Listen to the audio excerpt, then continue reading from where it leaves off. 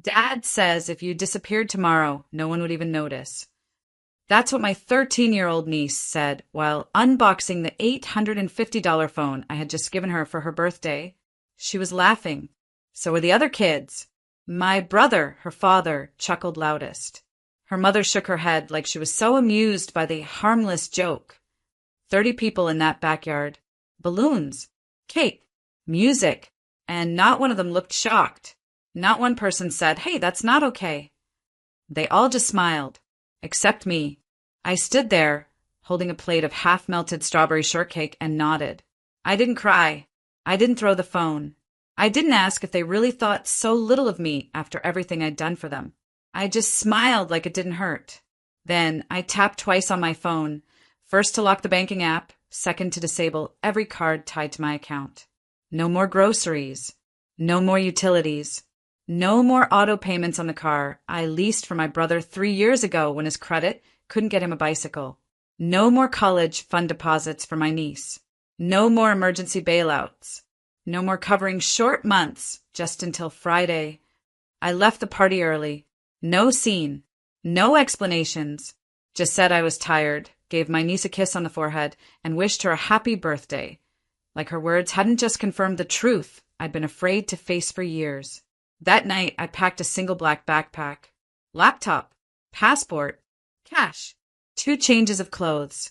I left my apartment keys on the counter, canceled the lease, deleted my family's contacts, and disappeared before sunrise. No note, no warning, just the backpack. Inside it, along with the charger cables and toothbrush, was a folder, a sealed envelope labeled in bold black ink. Since you wouldn't notice if I disappeared, here's what you'll Mississippi. I left it on my brother's kitchen table, next to the stack of bills I used to pay for him. I wasn't supposed to be the one who held it all together. Growing up, my brother Jordan was the golden one. Charismatic, athletic, charming in a way that made people excuse everything. My mom used to joke, Naomi gets straight A's, but Jordan gets people to clap for him. They clapped through every mess he made, through his suspended license, failed business ventures, his second DUI. Meanwhile, I got a pat on the head and a reminder to be responsible whenever I asked for help with college forms or rent during grad school. Still, I didn't push back. I figured that's what older sisters do. They lead by example. They clean up quietly. So I got a degree in finance, found a decent job, and started sending money home the minute I could. At first, it was small. $100 here, $200 there when Jordan just needed help with daycare. But it grew. By 27, I was paying part of his mortgage. By 29, I had taken over the car and note for a vehicle I didn't drive, just to keep his family mobile. When his wife, Sierra, was between jobs, I covered groceries and utilities just for 2 months. 2 turned into 12. They said thank you, sometimes.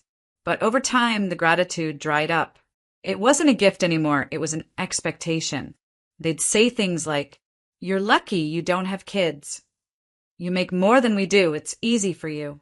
You know family means helping without keeping score." But they kept score in their own way.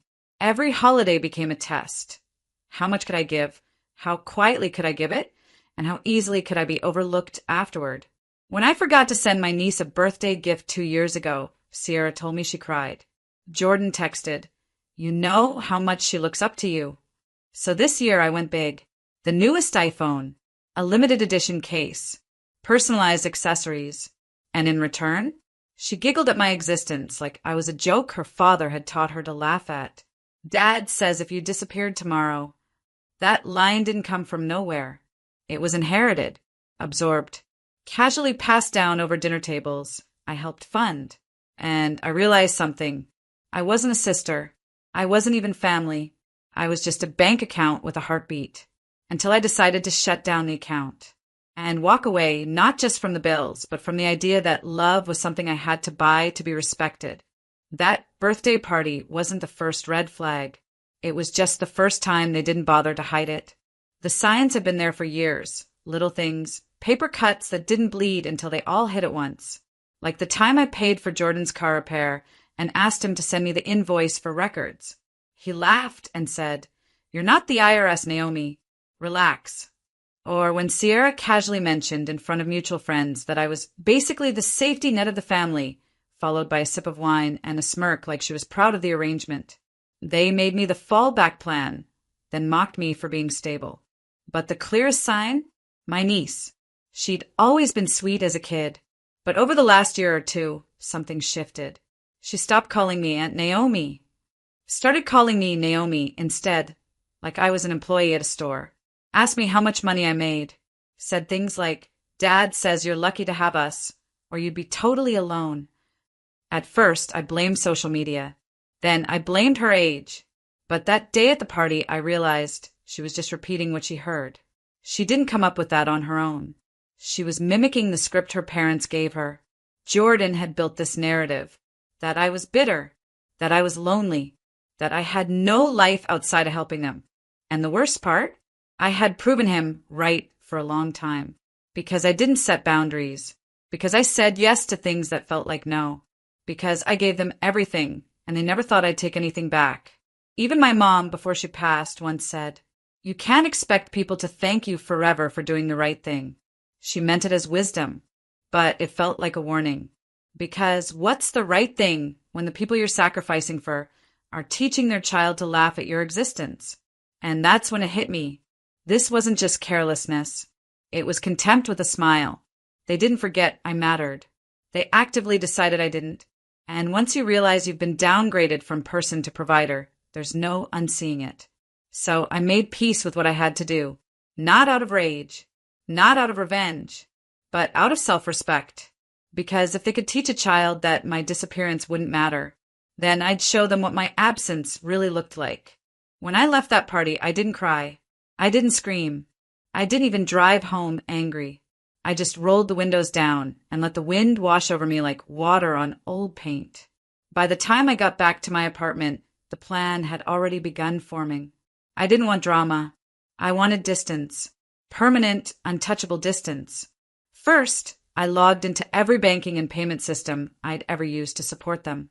My name was everywhere. Utility bills, emergency funds, shared family apps. I disconnected all of it. I froze the credit card Jordan used for gas emergencies. I closed the joint account I'd opened to help manage my niece's future college fund. It had been sitting empty for months. They hadn't contributed a single dollar. Then I checked the lease on my apartment. Month to month. Easy. I found a short-term sublet 3 cities away. No questions asked, fully furnished. Paid the first 3 months up front in cash. Next, I clear my digital footprint. New email, new number, password resets on everything. I logged out of all shared Netflix, Spotify, and Hulu accounts they still used under my name, and I changed those passwords too, not out of pettiness, out of precision, because if I was going to disappear, I was going to do it completely. I backed up what I needed, cleared out my personal storage unit, dropped off 2 boxes at a donation center, and sold off what I didn't want to carry. What I kept fit into 1 bag. Black backpack. Simple. Durable. Mine. Inside, I placed a few essentials. My passport. My laptop. A USB drive with all my financial records. 2 sets of clothes. A picture of my mother, taken before she got sick, smiling, arms around me at a park when I was 8. And 1 folder. Inside it, a single document titled, "Everything I paid for, so you don't have to wonder." It listed every major payment I'd ever made for my brother and his family. Dates, amounts, categories. I wasn't trying to shame them. I was just making it real. Because people like them never think the person holding them up will actually let go. They think the guilt will keep you around. But guilt is a leash, and I had just slipped out of mine. That night, before I left town, I dropped the backpack off at Jordan's house. Quietly. No knock. No text. Just placed it on the kitchen table, using the spare key I was never supposed to keep. I knew they'd find it, and when they opened it, they'd finally understand what it meant to joke about someone's disappearance, and then feel it. The morning after I vanished, I turned off my phone and left it in a drawer. It buzzed 22 times in the first hour. Jordan, Sierra, a few cousins, even my niece. I didn't answer a single one. Instead, I sat on a balcony 3 cities away, wrapped in a sweater, sipping black coffee I didn't have to share. I stared at a street I didn't recognize, full of people who didn't know me, and felt something strange settle in my chest. Relief. Not because they were finally calling, but because I no longer had to care. The silence I gave them wasn't punishment, it was education. And apparently the first lesson hit hard. According to a mutual friend who didn't know I'd left on purpose, Jordan showed up at my apartment the next day, banging on the door, shouting my name. He called the leasing office. They told him I'd moved out. No forwarding address. No contact info. He looked stunned, apparently. Said it wasn't like me. The next day, he opened the backpack.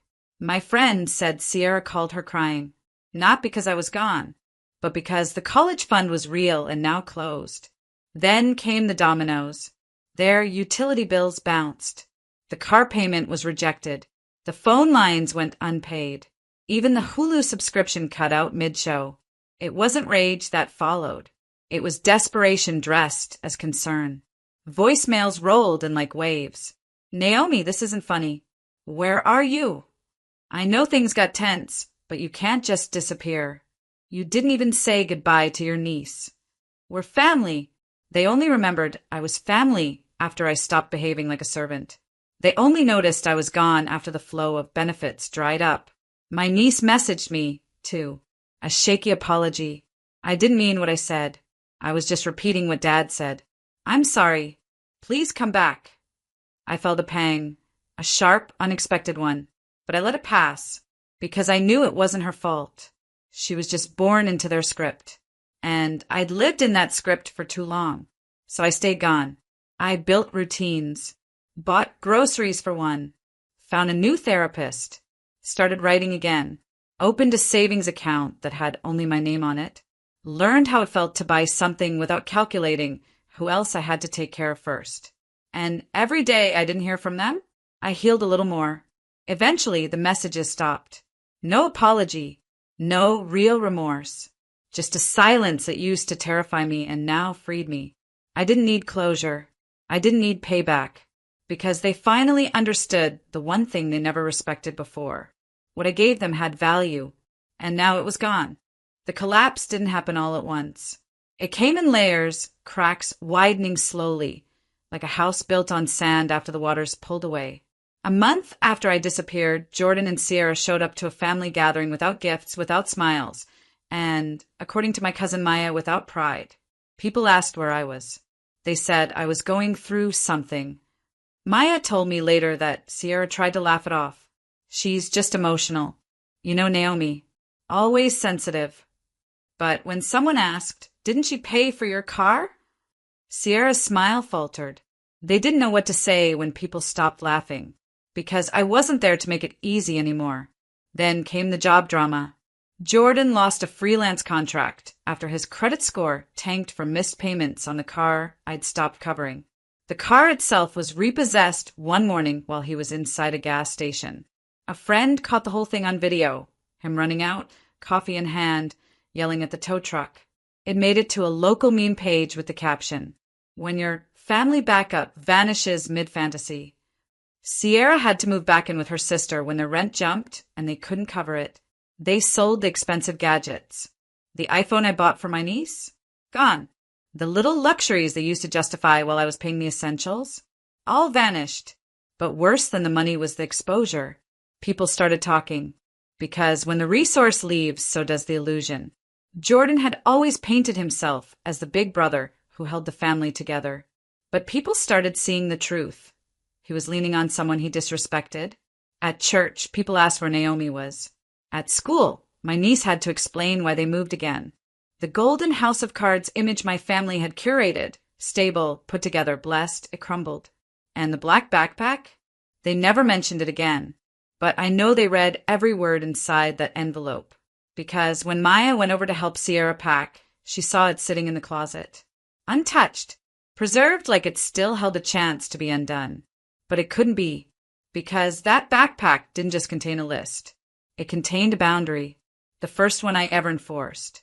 And like most firsts, it changed everything. People think walking away means you're running from something. But I wasn't running. I was finally walking toward something. Toward myself. I spent the first few weeks in silence, reading, journaling, sleeping without alarms, and eating food that didn't come from a takeout bag someone else charged to my account. It was strange at first hearing no one call my name, no one asking for anything, no guilt hovering over every breath I took. But eventually the quiet became a song, and I started to live. I picked up freelance consulting work, nothing heavy, just a few clients I chose on my own terms. One of them was a nonprofit that helped low-income women understand credit, budgeting, and financial abuse. I read the stories, helped rebuild ruined credit reports, and slowly realized I wasn't just healing. I was helping others heal, too. I found a cozy studio with hardwood floors and big windows. No shared utilities. No one else on the lease. Just mine. I hung up art for the first time. Cooked real meals. Even bought myself a new coffee maker. One no one else would break or borrow. I got a cat. Named her Indy. She doesn't ask for much. Just a quiet lap and a warm sunbeam. We get each other. One afternoon, while cleaning out the last of my storage bins, I found an old sticky note my mom had written me in college. Don't let them mistake your silence for weakness. Love, Mom. I cried for a long time when I read that. Not because I was sad, but because, in a way, she saw this moment long before I did. She knew what it meant to give without boundaries. And she knew the cost. I framed the note and placed it by my door. A reminder, silence isn't surrender. It's strategy. The last piece of closure came when I got a letter from my niece. Handwritten. I'm sorry for what I said. I didn't mean it. I was trying to sound cool. I didn't know what you did for us. I know now. She ended it with, I hope you're happy, Aunt Naomi. I miss you. I didn't write back. Not yet. But I kept the letter. Because maybe one day I'll tell her the whole story. Not to make her feel bad, but to help her learn something no one ever taught me. That being kind doesn't mean being used. And being family doesn't mean being furniture. It's been 6 months. The texts have stopped. The apologies faded. The panic quieted. And in their place, something bloomed. Not spite. Not victory. Space. Real, uninterrupted space. The kind you don't realize you need until you stop giving pieces of yourself away just to feel included. I still think about them sometimes. Not with anger. With clarity. I remember birthdays spent organizing gifts I paid for. Holidays where I stood behind camera, capturing moments I wasn't invited to be part of. Conversations where I laughed on cue, even when the joke was at my expense. But now, I go to cafes alone, read books without checking my phone. I dance while folding laundry. I sit on the floor just because I can. I exist unobserved and unrequired. And it's the freest I've ever been. The black backpack I left behind, I know they still have it, probably tucked away somewhere, probably untouched but never forgotten, because what I gave them that day wasn't just silence or absence. It was a mirror.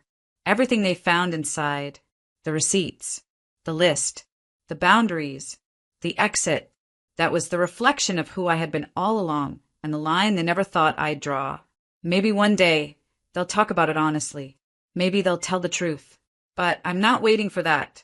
I'm building something else.